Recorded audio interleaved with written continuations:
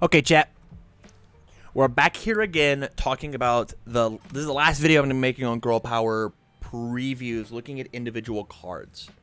And this is a video, as you can tell by the title, all about the reprinted cards from previous sets that have weaseled their way into Girl Power.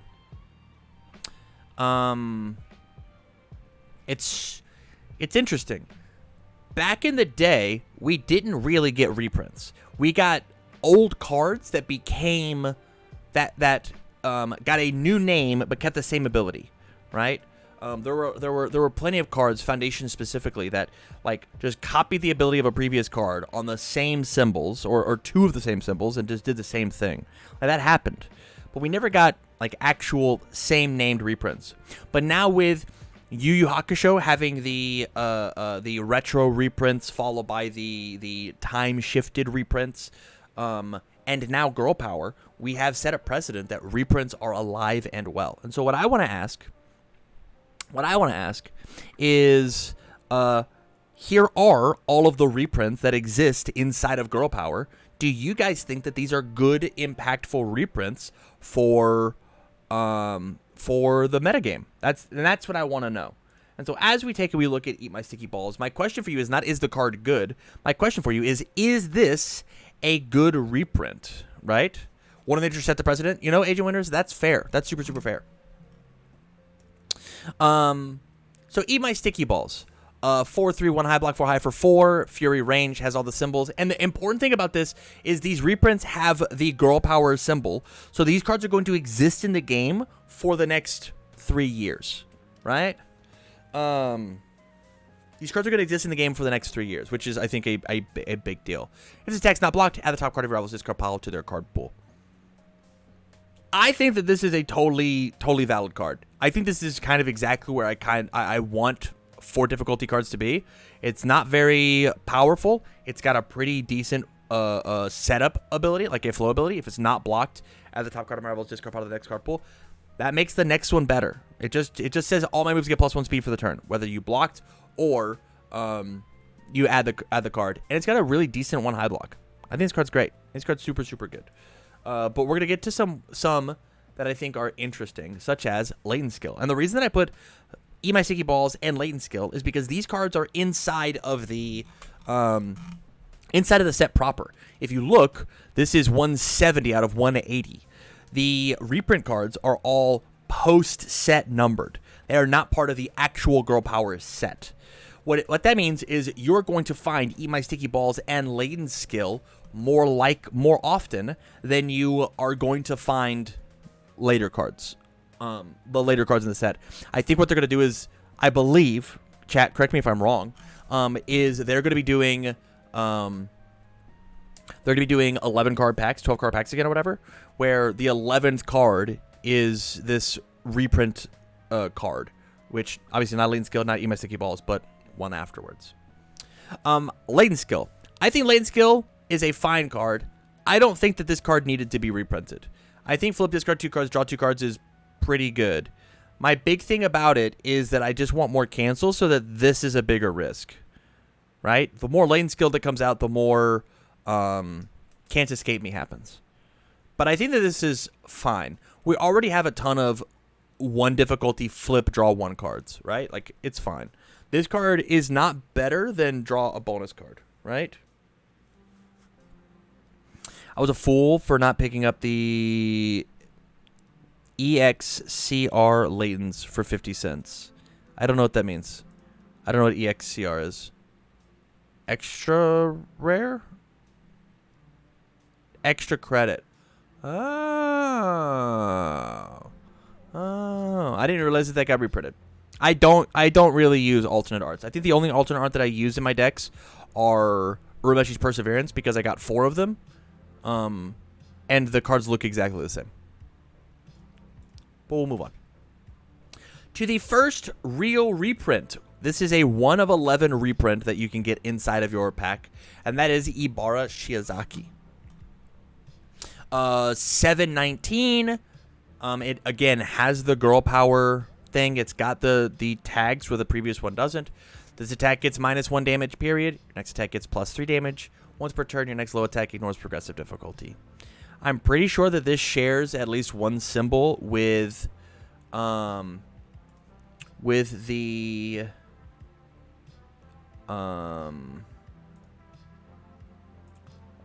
Tokoyami card, Black Abyss. Excuse me, it shares two symbols, Earth and Life. And so, I mean, this card is pretty good saying that your Black Abysses don't count towards progressive. This card's pretty good saying that your Black Abysses come in as 9 damage if you so want them. This is pretty good if your Black Abyss hits. Your next checks are going to get easier to play. I'm a fan of what Ibara does. I'm a fan of what Ibara does. I'm not an Ibara player. I don't like playing as Ibara. It's not my style. Not my style. But she is a very good 7-hand-size aggro character if she wants to be. Very good 7-hand-size aggro character. But we'll move on to some of her stuff. Obviously, with Ibara getting reprinted, we have Creeping Vine Eruption. It's a 2-low for 5. If the attack deals less than 5 damage, add a copy of Face Shield from your discard pile to your hand. This card fell off in popularity in the most recent sets. I think this card hasn't been relevant in a while. But if they reprint this card, obviously you know that one of the cards that we're going to see here is going to be Face Shield. And so it looks like you guys aren't happy with that one. Let's see if this attack changes your mind at all with Piercing Thornlands. This is really interesting because it is a promo card that got printed, right? This is a plus Ultra Pack card. 5/3, 2 high block, 4 low for 5. Add another low attack from your card pool to your momentum. This is allowed. You're allowed to, man. This character might just be the Black Abyss character. Just like play Black Abyss, it hits your piercing. You get +1 to your check. Play Piercing Thornlands, you move your Black Abyss. Like there's something there. What's Black Abyss's block mod? It's a 1 low and this is a 2 high. I bet Earth or Life Black Abyss is going to be Black Abyss Piercing Thornlands. This is going to be real. Yo.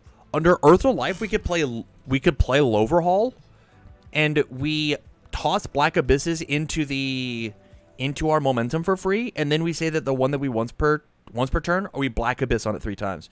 Like +3, +3, +3, +3, +3, +3. Okay, I guess my maximum overhaul is going to get an extra +9/+9. Catch. Yeah, I bet low symbol Earth decks are gonna exist. I know that I think that this is a very cool idea. This is a very cool spot for this. Neat, very neat. Up next, we have obviously Face Shield. 2/4, 3 mid block. Face Shield response remove after you block with this card. This attack deals no damage. Flip it after it resolves. Period. Any hands destroy this charge or stun attack gets -2 damage. I think obviously this card should exist. I think this card is one of those staples that should exist forever. I think that Face Shield should exist in a cycle for a bunch of 2/4, 3 mid block response remove foundations that do something on block, right? I think that you easily could make a cycle of cards that do this, right? I know that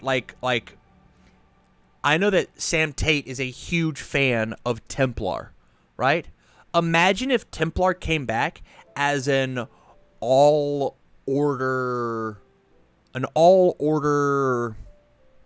void card, right? It can't have life because this card already has life. That says response remove after you block with this card, gain 2, draw 2. Right? Like I would play that card. And it has another enhance of like enhance destroy. This punch attack gets +2 speed or whatever, right? Like I think that you could print a cycle of these cards. And I wish that cycles just existed more. What up, Kyle? How's it going, man? Up next, we've got Toru 2. Toru 2, the blankest card of all time. It's so blank and it's so white, it's very hard to read this card. 6 hand size, 27 health. A1 or 1A student. Your rival's block modifier to block this gets +1. It gets an additional +1 for every 4 foundations in their stage. I think this is fine. The thing about these 2 reprint characters is that, like, or soon to be 3 reprint characters, is they're just not doing anything in the current metagame, right? It's like maybe you're making stuff for it. Response commit after rival plays an attack, add it to their hand, look at the top card of your rival's deck, you may discard it. I think this card has got some play into the current metagame of, like, I want to play 1,000 attacks. The issue is it's just super easy to pass all your checks for free, right? I think that blocking is more important than, like, disruption and then replay. We should have just gotten a Toru 3. I mean, probably, right? Like, but at the same time, like, they want this specific character to exist later on. I don't know. I think it would have just been more interesting to... you're right. I think it would be more interesting just to have Toru 3. Give me Ibara 2. Give me Toru 3. Give me... Oh, I guess we have to go through her reprints, right? Invisible Infiltration. Again, I think this card just doesn't see a lot of play. This card's fine. It resets the foundation. There's a lot of really good flip foundations in the current set, and so maybe this card gets to see more play. Remove one foundation from either player's stage. After it resolves, the owner of the removed foundation builds it face up. There's something there, right? My vote is for the artwork. It's fun. Reset water. Yeah, it's fine. Yeah. I think Toru 2 is low-key great. She's so sick, and Infiltration is so good. I use it in tons of decks. Yeah, that's just not me. I just don't think this card is honestly that very good. But I get its appeal, right? I get the appeal of this card. It's just not. It just doesn't do it for me, right? I think a card that, like, gets a little bigger damage wise, 3 low for 6, 3 low for 7 sometimes, and then unflips one. It's not great.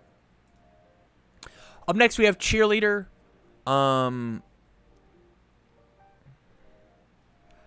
If they were smart,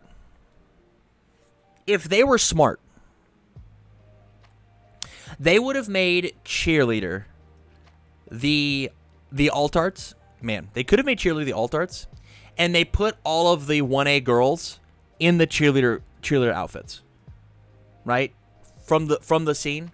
Like, I have art from a mobile game of, like, all of the characters in cheerleader outfits that I don't use as thumbnails. I'll go see if I can find them. Right?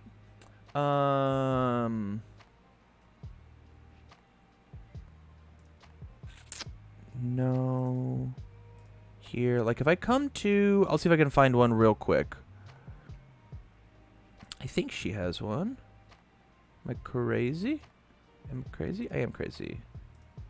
I know that a Choco does. Am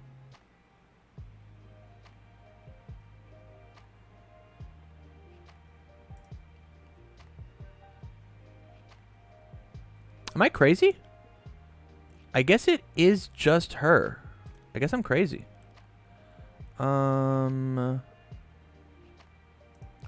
Toru.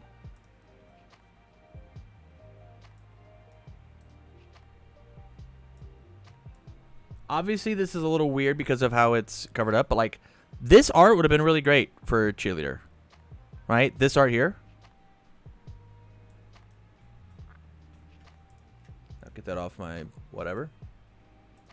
I don't know. I think this card is very good for the metagame. I think it's super good. I think the art is not that great. It's fine. Could have picked something better. But we'll move on to Uabami.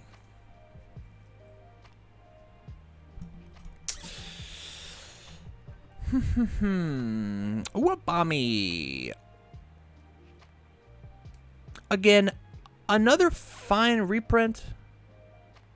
It's fine. I think that of the 3 characters that got reprinted, this is the character I'm most likely to play at a casual level. I don't think I see myself playing any of these characters competitively, which means that they're just, like, neat alternate arts, which is fine if you're into collecting. But, like, why are these not like Ochako 1 and Momo 1 and, like, characters that, like, saw relevant play, right? Like, she's fine. This card picks up Taste Drift every turn, so she can't be bad. But, like, I would have much rather seen, like those characters got replayed. IMO. Dance all relevant play? Not in the past, like, not since Nationals, right? Like, this whole year, we haven't seen anything, and it's May. It's 5 months. We haven't seen this character do anything. Let's hope. Obviously, we have Ubami's favorite card. Eri. Ochako 2. Maybe not Ochako 2. Maybe not Ochako 2. Actually, hold on. My girlfriend might be watching. We should have had Ochako 2. That's where I'm at. Yeah. Why did we reprint this? It's not getting rotated.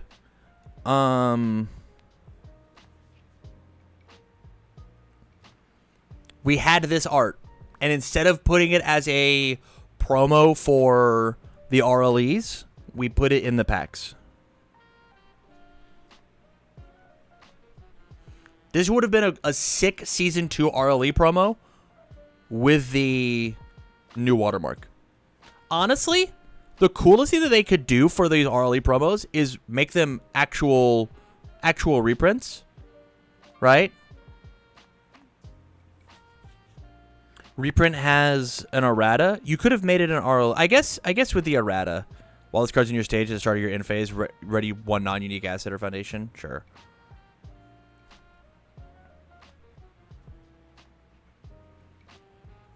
Yeah, I mean, I think that a card like Eri, I'll never complain about more exciting defensive options, right? I would be excited for that.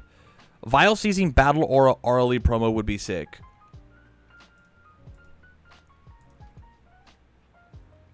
I shouldn't have read that out loud. That could get clipped. And I think that reprinting those ultra rares would be bad for the secondary market. Instant Shining Flash. Now we're talking. 4/3, 1 low block, 4 high for 4. Instant Shining Flash. Enhance. Flip a foundation. The next card you try to play this turn gets -1 difficulty. Response after you play this card, your level spends 1 momentum. Charge ranged weapon. This is a ranged weapon under the life symbol for my Jester deck that says after I give you a momentum, I make you spend it. This card says that I flip a foundation and my Storm of Arrows is a 5 diff again, and I can spend this for the Echo. So sick. So sick. I think this is some of the worst art that I've ever seen in my whole life. What is even happening here? What is this? This is nothing. It's so funny. Yeah, I think this is great for the metagame. I'm excited to see this card back. Again, more momentum hate, the better. And then the last card that we have is Wild Wild Pussycats. Obviously, we have to have this one because Momo 3 plays this card under life, and Momo 3 wants to build this in every turn. Yeah, this is neat. Yeah, this is fine. I think having a card that says after you block with an attack, it loses Echo is totally chill. I wish, genuinely, see, here's where I'm at. You ready? If this card didn't have the life symbol, right? If this card didn't have the life symbol, but had a different symbol, this card could exist inside of my cycle of cards, right? Response after I block with an attack, it does a thing, and then has an ability on board. I'm down. This could exist in my foundation cycle. Isn't that the image from the Pussycats DLC box? Yes. Yep. Easy artwork steal here. Super easy. Super simple.